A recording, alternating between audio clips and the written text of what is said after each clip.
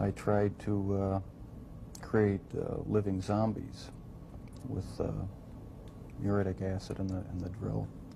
A polícia achou que era apenas uma briga de casal, mas quando abriram a geladeira daquele apartamento, o que viram fez os oficiais mais experientes caírem de joelhos. Em julho de 1991, o mundo parou para descobrir o que Jeffrey Dahmer guardava entre quatro paredes. Não era apenas crimes, era um laboratório de horror humano que desafiou a própria psicologia criminal. Mas a verdadeira pergunta que aterroriza os especialistas até hoje não é apenas o que ele fez, mas sim como ele conseguiu fazer isso por mais de uma década sem que ninguém percebesse. Como um homem que andava com sacolas exalando odores insuportáveis e caixas pesadas conseguia enganar a polícia tantas vezes. No vídeo de hoje nós vamos decifrar a mente de Jeffrey Dahmer e revelar 3 erros policiais imperdoáveis que custaram vidas. Fique comigo até o final, porque o que aconteceu na última noite dele na prisão vai mudar completamente o que você pensa sobre justiça. Para entender o fim, precisamos voltar ao início. Jeffrey Dahmer não nasceu matando. Na infância, em Ohio, ele era um garoto tímido, mas que já demonstrava um fascínio perturbador. A anatomia da morte. Enquanto outras crianças jogavam bola, ele coletava animais mortos na estrada para dissecá-los no quintal. Seu pai, Lionel, achava que era apenas um interesse científico peculiar. Aos 18 anos, com o divórcio turbulento dos pais, Jeffrey foi deixado completamente sozinho em uma casa vazia. E foi ali, no verão de 1978, que o primeiro impulso se transformou em realidade. Steven Hicks foi o primeiro jovem a cruzar o caminho de Dahmer. Dahmer não queria apenas matar, ele queria controle absoluto. Ele queria que as pessoas nunca o deixassem. Mas após o primeiro crime, algo bizarro aconteceu. Ele parou. Por quase 10 anos. Dahmer tentou viver uma vida normal. Ele entrou no exército, foi para a faculdade, foi morar com a avó.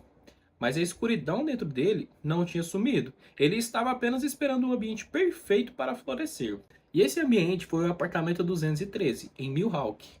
O que ele começou a fazer lá dentro transformou a vizinhança em um pesadelo vivo, e os vizinhos começaram a notar.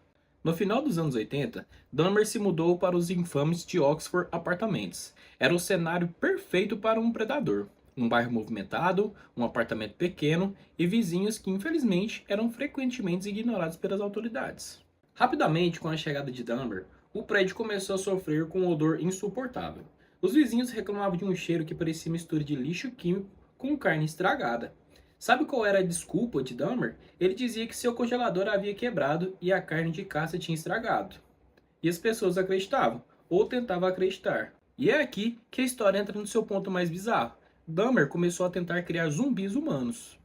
Em sua mente distorcida, se ele injetasse substância no cérebro de suas vítimas, elas ficariam com um estado de transe permanente, servindo-o para sempre.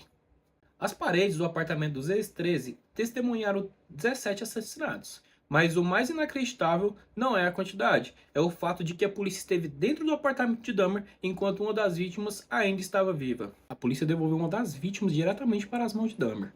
E o áudio dessa ligação policial, que você vai ouvir agora, mostra o nível de negligência que permitiu que o monstro continuasse solto. I'm on 25th State, and this is young man. He is butt naked. He has been beaten up. He is very bruised up.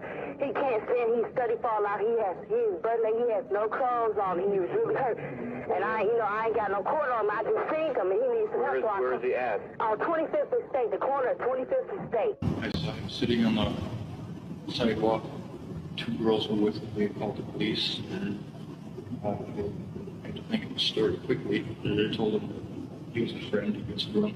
He was not wanting to go back, so one officer grabbed him by this arm, another officer grabbed him by the other arm, and they walked him up to the apartment. And they left. That's when I did the second injection.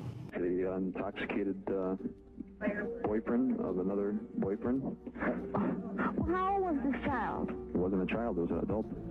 The intoxicated Asian naked male was returned to his sober boyfriend, and we're at 8. Em maio de 1991, um jovem de apenas 14 anos, Konerak Sintansofone, nome diferente, hein? Consegue escapar do apartamento de Dahmer, drogado e sangrando. 2 mulheres negras da vizinhança também, Glenda e sua filha, encontraram um garoto na rua e chamam a polícia imediatamente. Quando os oficiais chegam, Dahmer aparece, calmo, educado, articulado. Ele convence os policiais de que o garoto de 14 anos era na verdade seu namorado, de 19 anos, e que eles tinham apenas bebido demais. As vizinhas imploraram para os policiais checarem a identidade do garoto. Eles avisaram que ele era uma criança, mas os policiais ignoraram as mulheres. Eles ajudaram o garoto drogado a subir as escadas e entregaram de volta a Dahmer, dentro do apartamento. Poucas horas depois, Konerak estava morto. Tem base. Esse erro trágico permitiu que Dahmer fizesse mais 4 vítimas nos meses seguintes, mas o tempo dele já estava acabando. A sorte de Jeffrey acabou no dia 22 de julho de 1991. E tudo por causa de um homem que decidiu que não seria a próxima vítima, custasse o que custasse. Tracy Edwards foi atraído para o apartamento de Dahmer. Lá dentro, ele percebeu o cheiro, viu algumas algemas e sentiu o perigo iminente. Fingindo cooperação por horas, Edwards esperou o momento exato de distração de Dahmer para que desferisse um soco e correr pelos corredores. Saindo desesperado para a rua, com uma algema pendurada no pulso, ele encontrou uma viatura. Dessa vez, os policiais foram até o apartamento. Ao revistarem o local, procurando as chaves das algemas, um dos oficiais abriu uma gaveta cheia de fotos Polaroid. Fotos que revelaram a extensão dos crimes de Dahmer. O monstro finalmente tinha sido pego. No tribunal, Dahmer foi condenado a 15 prisões perpétuas consecutivas, um total de 941 anos de prisão. Ele não demonstrou remorso visível, apenas uma frieza que chocou o mundo.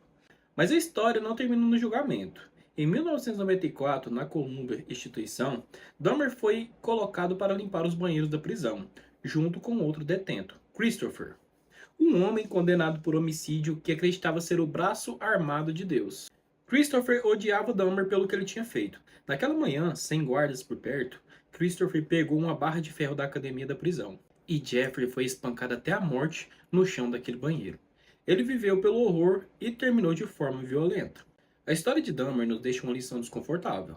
O mal nem sempre se esconde em monstros caricatos, com garras e dentes. Às vezes ele usa óculos, fala de forma mansa, mora ao seu lado e se aproveita das falhas do próprio sistema para agir nas sombras. E se você chegou até aqui, não se esqueça de deixar o seu comentário, deixe o seu like também e se inscreva no nosso canal, porque no próximo vídeo nós vamos desvendar outro caso que a polícia tentou abafar. Até a próxima, pessoal! I tried to create living zombies with muriatic acid in the drill. One of those failed experiments to create a living zombie was conducted on this 14-year-old boy. Jeffrey had drilled a hole in his head and poured in acid, a crude attempt at lobotomy that none of his victims survived. No, the killing wasn't the objective. I just wanted to have the person under my complete control to do with as I wanted. It's not easy to say that, but that's what